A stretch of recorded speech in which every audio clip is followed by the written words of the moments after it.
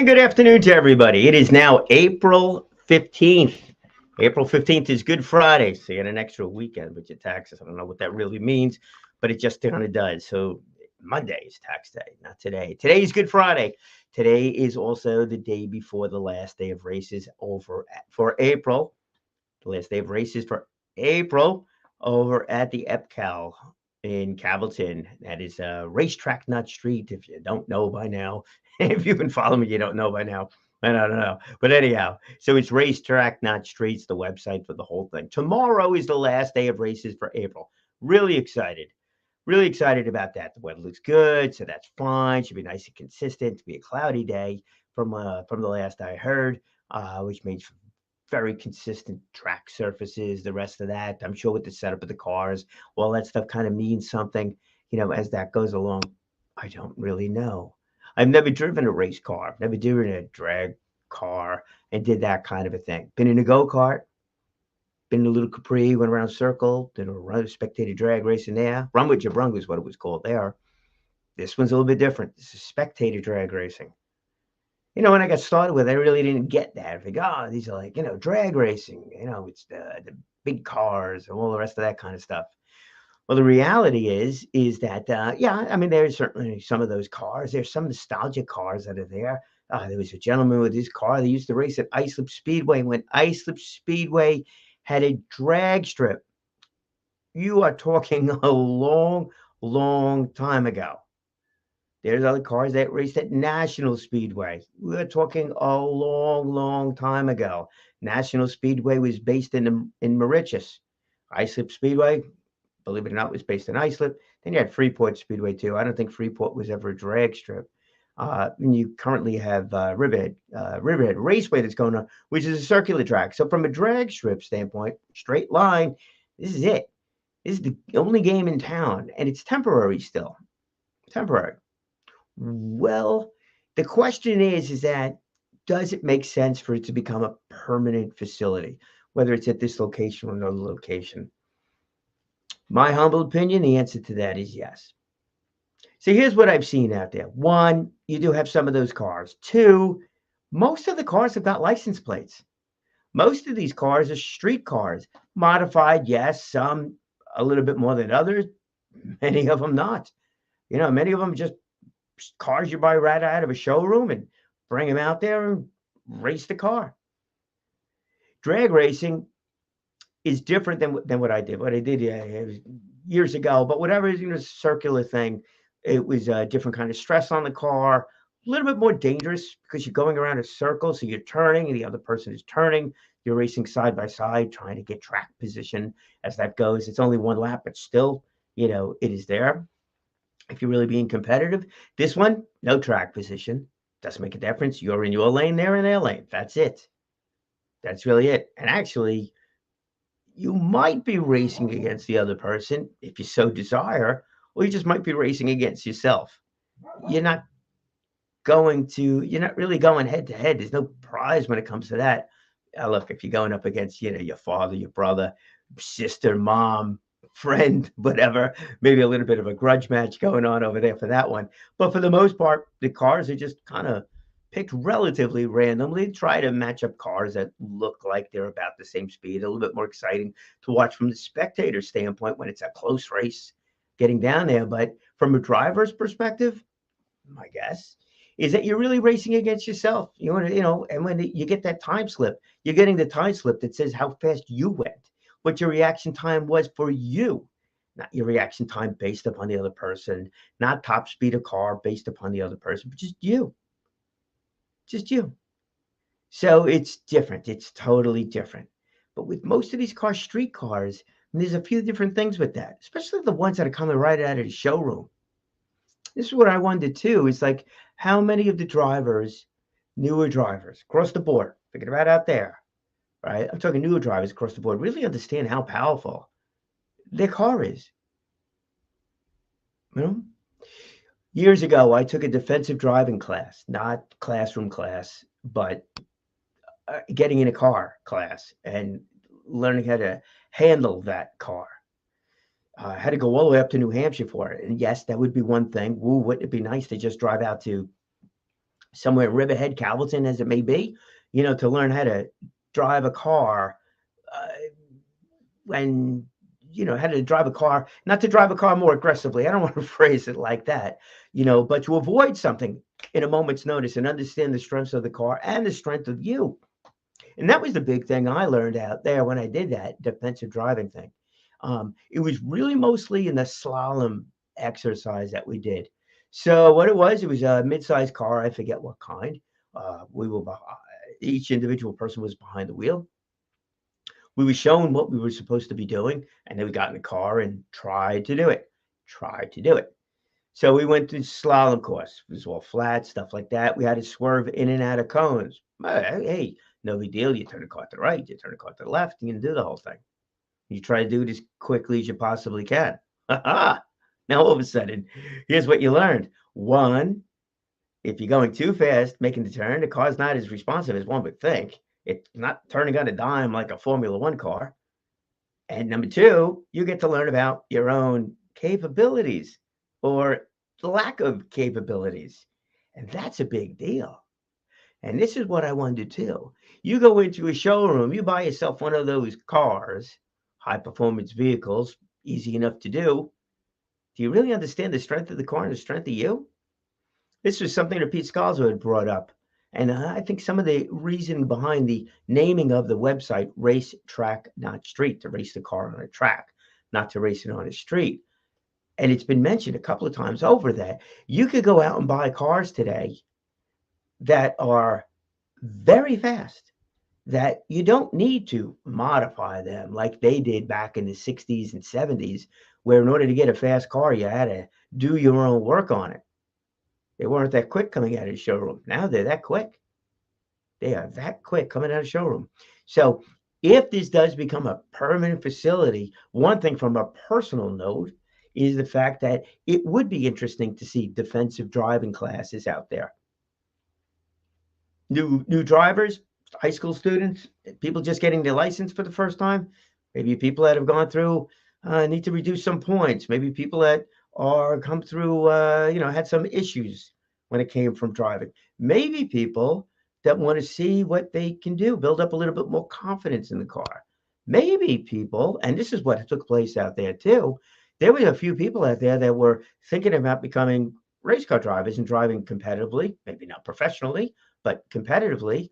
And they were looking to learn how to handle a car in a more proactive, stressful, active kind of a situation. There was also a few police officers that were there taking the class. Maybe rescue vehicle operators taking the class. Look, if you want to become a police officer and you're going to be in highway patrol or something like that, you have to learn how to drive that car. Is this the only place they're going to do it? Probably not. I'm sure there's much more extensive training that goes along with it. But hey, maybe you're thinking about becoming a police officer. Maybe you know you're going to go into that training. You want to get a little heads up as to a little bit more experience when it comes to driving a car at a higher rate of speed and going around cones or whatever that situation is out there. Same thing with firemen. Somebody drives that fire truck and the other vehicles, even those that are volunteer firefighters. When that siren goes off and you're on your way, pays to know how to drive that car if you're driving a little bit at a higher rate of speed. There's a lot of folks that would think would benefit from that defensive driving course from a lot of different reasons to make them more confident, safer, more understanding drivers and learning about capabilities of different vehicles and capabilities of themselves. That happens to be one of them. Another thing that I got involved with, it was a whole lot of fun, which I see here on Long Island. It's something that's really popular too. It's go-karts. Yeah, go-karts. So I did this. So I went up to Lime Rock Park, Lime Rock, Connecticut, and they have an inside track, inside that big track that they have for the cars that they use for go-karts. And I spent the day out there driving the cars, again, learning how to operate the car, did slalom stuff, learning how to brake, and then doing some races. It was a whole lot of fun. That's a track. There was the parking lot one too. Went to Englishtown, New Jersey. Raced the same go-karts. Go-karts do about 45 miles an hour, folks. These are not the 110-mile-an-hour go-karts, which are just absolutely incredible. Nowhere near qualified to drive that. 45 miles an hour, sure, I could do that. Let me tell you, that was a lot more challenging than I ever thought. So the race we did out there was a 1 hour race. You had to swap drivers, which we did. Had to go in for pits the pits with the swapping of drivers. Had to do 6 driver changes in that period of time, which was done. But it was a road course. Where was this road course? In a parking lot. Let me tell you, but the amount of space that was out there on those runways, tons of room to be able to do something like that. That was great. That was so much fun. Family entertainment. Who was there doing it? Well, family. My family. We did it. A few other folks that raced cars. They had an unbelievable advantage over my my efforts, and a whole slew of other people. I don't know, but it was really the folks that race cars. And I'm sitting out there for the first time doing this. Like, how am I supposed to be competitive? I wasn't.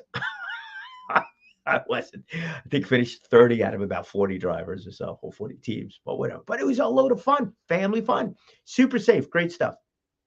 It was a company from Florida that came up to go and do that. They were the ones that brought the carts and everything like that. But right here on Long Island is Go-Kart Association, Long Island Karting, Long Island Go-Kart. Go look them up. Where do they run their go-karts? Not really too sure, but they do it. They definitely do it. Then there's also a lot of model groups that are out there, airplane models, car model groups. Be interesting to have a facility for them to go to all the time if there was a permanent track out there. It's all family stuff, man. It's a lot of fun. What about any parks, picnics, fairs that you've gone to? It's another thing, another place that it can be used at. Also, different car shows. There's so many car shows. Another avenue for a permanent facility to be used for all of those things. It's great. Is this stuff noisy? No, it's not. Cars, depends on the situation as to what's going on, but you know what? It's good. And that leads me to the last 3 things here where I really think, and this is what we've really been focusing on with the racetrack, not these other things, but the racetrack, is the fact that a spectator drag racing track over here, 1/8 of a mile, not 1/4 of a mile, no track compound, so the cars are just driving on concrete, just driving on regular roadway, concrete barriers, all the safety stuff is there. So it's more spectator kind of thing. It's more those people that 90% of the people that show up with their cars, street cars, license plates, all street legal cars to go race over there. So what actually happens? What's happening with that whole thing? Number one, all those families, and I'll tell you, families are able to attend. Why? Because if they have to drive out to New Jersey, Connecticut, Pennsylvania, whatever, it becomes a full day event, maybe even a weekend event. Here, they're able to have breakfast at home, go out and do the races and come home for dinner. So you're really truly family fun in that respect from the drivers. And those people that are now going out to Calverton, Riverhead area have a chance at night or beforehand to go enjoy breakfast or dinner at so many of the restaurants that are out there. If people traveling from a little bit further, all the hotels. Has that been an impact? The answer is yes. And that was of last year. Last year was only 9 races. As this continues to grow in popularity, as maybe we bring in people from some of the other states that want to do this thing, those folks are spending money here. They're now spending the weekend here, the overnights. They're going into the restaurants more frequently than maybe the local people. They're also staying at the hotels. They'll see a pickup in that. And I know some of the hotels are already running deals on that to attract those folks that are part of the racing community. But I also know some of the hotels have been benefiting from the car shows that they've been hosting over the years already. So it's there, definitely there. And these people that show up at these car shows, man, they're an amazing group. You should come down one night. Every Tuesday night, Mount Carmel Church over in Patchogue.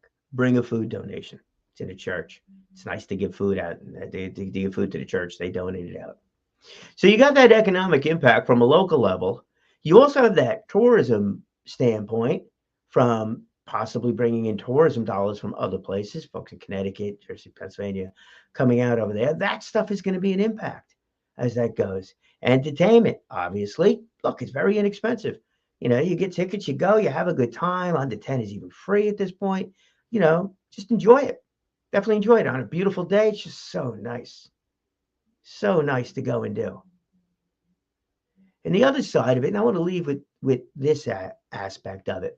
And there's a few others that we'll tell the story of, but right now it's the economic and tourism impact, positive impact in our area. But this is where I really think it becomes something that will benefit all of us in a multitude of different ways. And that's the vocational programs. Yeah, that's right. Now think about this. And I've had conversations and I get the, oh, yeah, you know what? You're right about this. Nice to be right once in a while, right? But I do believe that a drag strip track will become a catalyst for vocational programs. Programs. I'm using an S on that word. Programs. Multitude of them. Obviously, the automotive programs. There's a direct correlation, right? These students build a car. They bring it out there. They can race it. It's got to meet safety requirements. That's all good. Doesn't have to be street legal, but it does have to meet safety requirements. They have to wear a helmet. So what are these students learning? How to build a car, how a car works, automotive program. Great. Tesla knows that because they sponsor some of the students with paid internships at Suffolk Community College Automotive Program. They also have Suffolk Community College Automotive Program. You have Wilson Tech, you have BOCES, you have a lot of automotive programs inside of high schools. Beyond that is that these students are learning how to weld, composites, and a lot of other things, project management, that could be translated into other industries, such as aerospace, construction. Think about it. You know how to weld, you know how to work with plastics, project management. That's a shoe in on the aerospace industry. The welding side of things, it's a shoe in at so many places. We'll just use construction as the example on that one. So think about that. This drag racing is not just about running a car down an eighth of a mile track and seeing how fast you could go or seeing how quick your reaction time is. There's a lot more to it than that. A lot more far-reaching possibilities and benefits to the entire community. Because as these businesses, other businesses grow and they get these students that we have in many of our school systems working over here, that's job creation, that's businesses that now have employees that they've been searching for, that's careers. That's a good thing.